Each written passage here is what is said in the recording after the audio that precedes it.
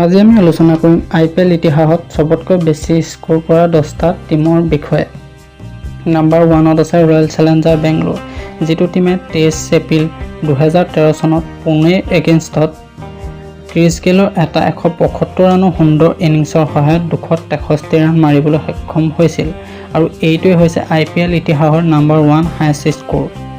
Number 2ত আছে আকৌ RCB, যিটো টিমে গুজৰাটৰ এগেইনষ্টত 14 মে 2016 চনত 248 ৰান মাৰিছিল।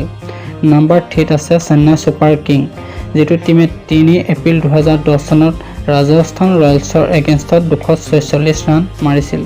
নাম্বাৰ 4ত আছে কলকাতা নাইট ৰাইডাৰ, যিটো টিমে কিংছ ইলেভেন পঞ্জাবৰ এগেইনষ্টত 12 মে 2018 চনত 245 ৰান মাৰিছিল।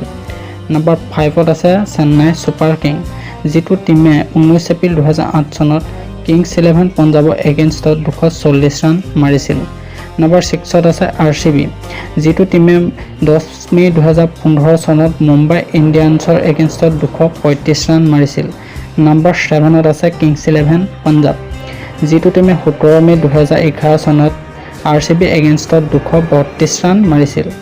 নাম্বাৰ 8ত আছে দিল্লী কেপিটেল, যিটো টিমে 23 এপ্ৰিল 2011 চনত কিংছ ইলেভেন পঞ্জাবৰ এগেইনষ্টত 231 ৰান মাৰিছিল।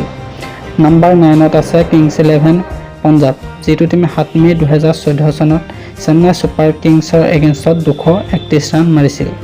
নাম্বাৰ 10ত আছে কিংছ ইলেভেন পঞ্জাব, যিটো টিমে 11 মে 2017 চনত 230 ৰান মাৰিবলৈ সক্ষম হৈছিল।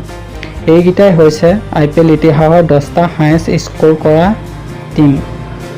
আপোনালোকে যদি ভিডিঅ'টো চাই ভাল পালে তেতিয়াহ'লে চেনেলটো ছাবস্ক্ৰাইব কৰি ভিডিঅ'টো লাইক এটা কৰিবলৈ নাপাহৰিব। ধন্যবাদ।